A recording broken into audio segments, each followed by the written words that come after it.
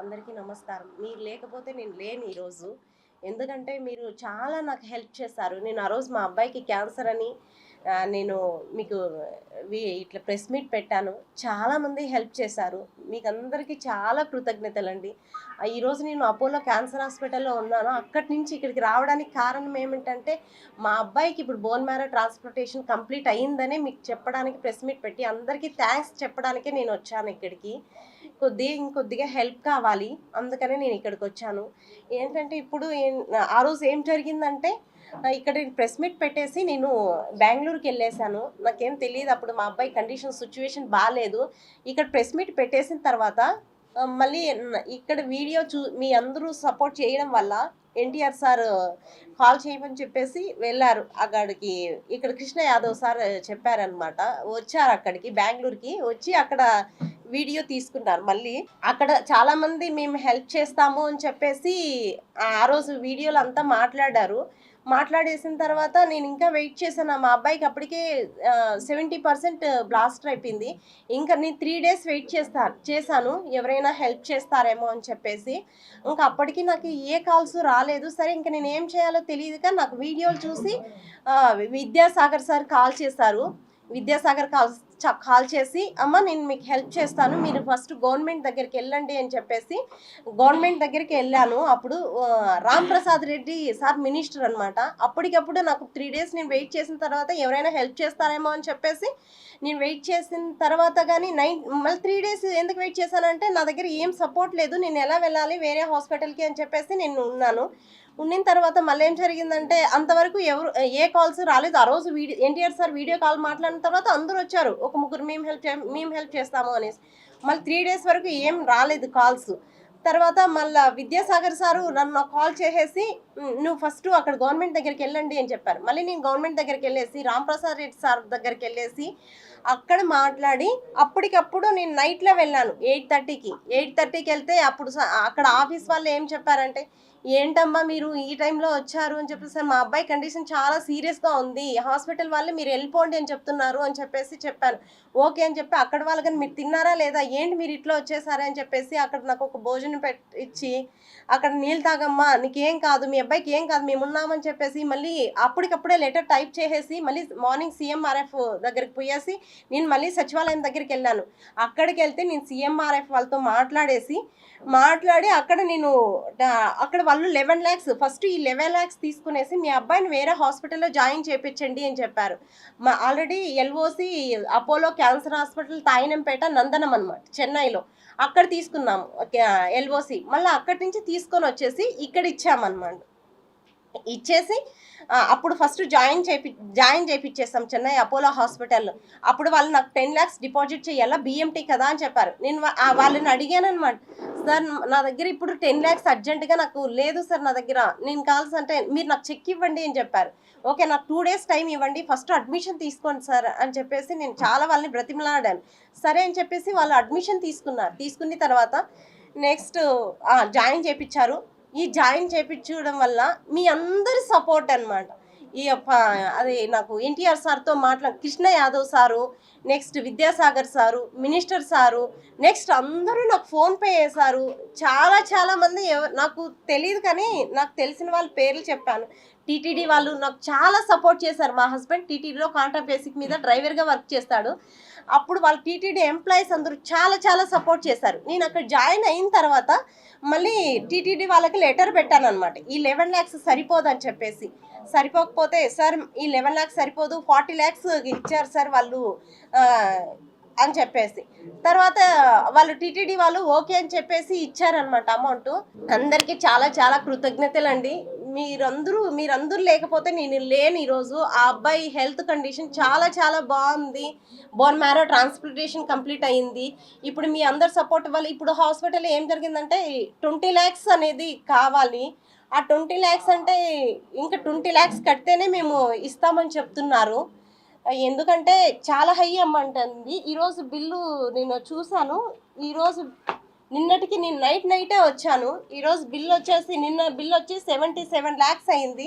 నేను చెప్పాను మేము ఇంత కట్టుకోలేమండి, మేము చాలా పేదవాళ్ళము. మాకు గవర్నమెంట్ హెల్ప్ చేస్తేనే గవర్నమెంట్, టీటీడీ ఇంకా అందరూ ఫోన్‌పే‌లేసి హెల్ప్ చేసిన దాని వల్లనే మేము ఇక్కడ హాస్పిటల్‌కొచ్చాము.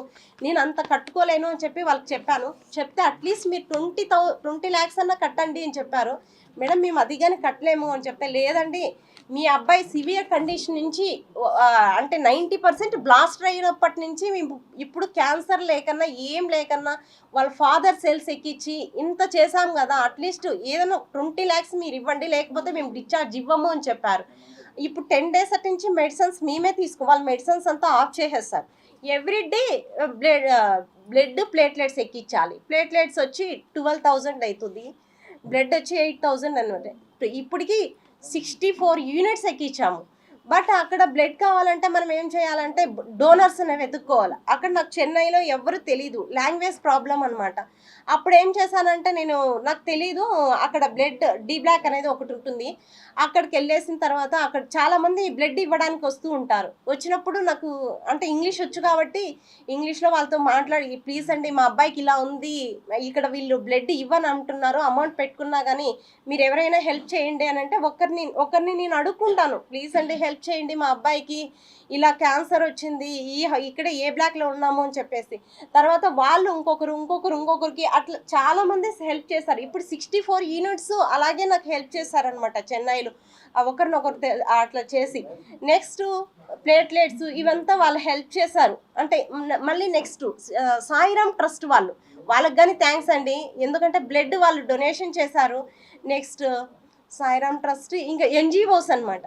వాళ్ళు మా అబ్బాయికి ఒకరోజు 1,60,000 మెడిసిన్, ఈ 10 డేస్ మెడిసిన్ ఆపేశారు, హాస్పిటల్లో ఇవ్వలేదు. నా దగ్గర అమౌంట్ ఎంత ఉన్నిందంటే కొద్దిగా ఒక 5-6 లాక్స్ ఉంటే అట్లంతా అడ్జస్ట్మెంట్ చేశాను.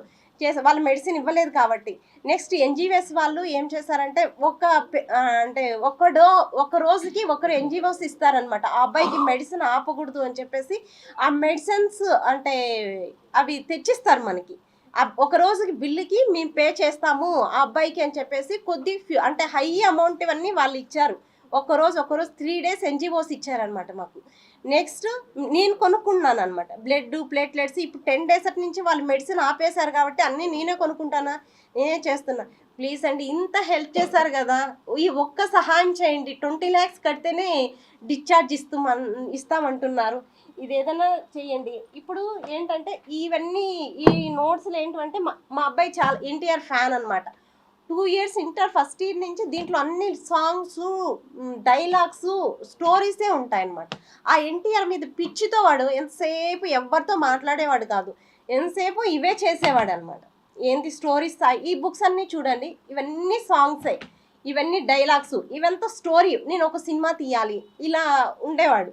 ఇప్పుడు మొన్న చెప్పాడు, ఇప్పటికి నేను హాస్పిటల్లో ఉండలేనమ్మా, ప్లీజ్ నన్ను బయట తీసుకెళ్ళి, నేను డిప్రెషన్లోకి వెళ్ళిపోయాను, నువ్వు ఇంత కష్టపడినాను 2 ఇయర్స్ నుంచి, ఈ కష్టపడినా కాబట్టి నేను చనిపోవాలనిపిస్తుంది, నాకు టాబ్లెట్స్ ఇవ్వు, నేను చనిపోతాను, నేను ఇక్కడే ఉండి నాకు ఏదోలాగా ఉంది అని చెప్పి చెప్తున్నాడు. ప్లీజ్ ఎవరైనా అట్లా హెల్ప్ చేయండి అని, నాకు ఇంత సహాయం చేశారు, ఈ ఒక్క హెల్ప్ చేయండి ప్లీజ్ ప్లీజ్. మేము చేతులెత్తి నమస్కరిస్తున్నాను సార్. ఎవరైనా సరే నాకు ముందు మీరు ఎంత హెల్ప్ చేశారు కదా, ఈ చిన్న సహాయం అని నేను అనుకుంటున్నాను. ఏదో ఒకటి చిన్నదో పెద్దదో ఒక ప్రాణాన్ని అందరూ కలిసి కాపాడారు కాబట్టి ఇప్పుడు కానీ ఎవరో ఒకరు నాకు సహాయం చేయండి సార్, ప్లీజ్ సార్. మీకు చేతులు ఎత్తి నమస్కరిస్తున్నాను సార్. మా హస్బెండ్ తరపున టీటీడీ వాళ్ళు మాకు చాలా సపోర్ట్ చేశారు. JEO madam, EO sir, next TTD employees మొత్తం హెల్ప్ చేశారు సార్. నేను ఒకవేళ ఎవరినైనా నాకు హెల్ప్ చేస్తుంటే ఐఎమ్ ఎక్స్ట్రీమ్లీ సారీ సార్, క్షమించండి. నాకు ఆల్రెడీ 2 డేస్ నుంచి ఫీవర్ వస్తుంది, అంటే స్ట్రగుల్ అయ్యి ఎవరైనా నేను మర్చిపోయింటే క్షమించండి సార్. మాకు thanks, very very thanks sir. Please ఈ ఒక్క సహాయం చేయండి సార్, చేతులెత్తి నమస్కరిస్తున్నాను సార్. ఆ అబ్బాయిని డిశ్చార్జ్ చేయించండి సార్, మేము అదే కోరుకుంటున్నాను సార్. ఇంకా ఆ అబ్బాయి ఏం చెప్తుంది, నేను చనిపోతానమ్మా, నాకు టాబ్లెట్స్ ఇచ్చేసాయి, నేను చనిపోతాను, నా వల్ల కాదు ఈ జీవితం, నేను భరించలేను, 2 ఇయర్స్ నుంచి నేను ఇలాగే ఉన్నాను, నా వల్ల కాదు, హాస్పిటల్లో ఉన్నాను 2 ఇయర్స్ నుంచి. లాస్ట్ 22 డిసెంబర్ 28 అబ్బాయికి కాలు యాక్సిడెంట్ అయింది. కాలు యాక్సిడెంట్ అయిపోయి నెక్స్ట్ హ్యూమనిటీ పవర్ తగ్గిపోయి ఆ క్యాన్సర్ వచ్చిందనమాట. అప్పటి నుంచి ఈ స్ట్రగుల్ అనేది పడుతూనే ఉన్నాను. ఆ అబ్బాయి నేనే ఎంతసేపు హాస్పిటల్లోనే అనమాట. ఆ అబ్బాయి ఏడుస్తుంటే నా ప్రాణం పోయిన వెయిన్స్ అనేటివి ఉండవు వాళ్ళ క్యాన్సర్ వాళ్ళకి, గుచ్చుతూ ఉంటే అమ్మా అమ్మా అని అరుస్తుంటాడనమాట. ఇప్పుడు కానీ మార్నింగ్ నుంచి నాకు డిశ్చార్జ్ చేస్తేనే నేను మార్నింగ్ నుంచి అట్లీస్ట్ రైస్ గెంజి తాపుతారు ఆ అబ్బాయికి, అది కానీ తాగట్లేదు. నా వల్ల కాదమ్మా, నేను ఉండలేను, నేనే చనిపోతాను అని చెప్తున్నారు సార్. ఏదైనా హెల్ప్ చేయండి సార్. థ్యాంక్స్ సార్, మీ అందరికీ చాలా చాలా thanks sir. Phone number 9490829381, PhonePe Google pay. మా హస్బెండ్ వచ్చి 9676330518. ఇంకా మాకు అక్కడ వీళ్ళు మాత్రమే హెల్ప్ చేశారు ఆ రోజు. ఆ ముందు ఎన్టీఆర్ సార్ హెల్ప్ చేయలేదు. ఇప్పుడైనా ఎన్టీఆర్ సార్ ఆ అబ్బాయికి హెల్ప్ చేయాలని కోరుకుంటున్నాం సార్. అట్లీస్ట్ ఆ అబ్బాయి మీ మీద ఇంత ప్రేమతో ఈ స్టోరీస్ డైలాగ్స్ ఇవన్నీ రాశారు కదా, ఇదన్నా ఒక్కసారైనా మీకు కనికరించండి సార్. ఆ అబ్బాయికి హెల్ప్ చేయండి సార్, ప్లీజ్ సార్. లేదు సార్, చేయలేదు సార్. ఎన్టీఆర్ ఫ్యాన్స్ చేశారు సార్.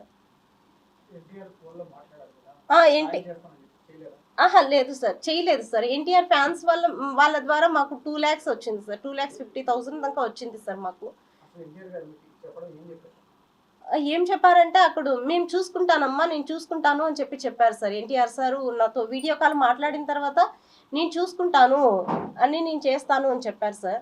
తర్వాత మాకేం కాల్ చేయలేదు సార్, ఏం చూడలేదు సార్. ఫోన్లో వీడియో కాల్లో మాత్రమే చూశారు సార్. చూసి ఆ అబ్బాయికి ధైర్యం చెప్పారు, ధైర్యంగా ఉండండి అని చెప్పారు సార్.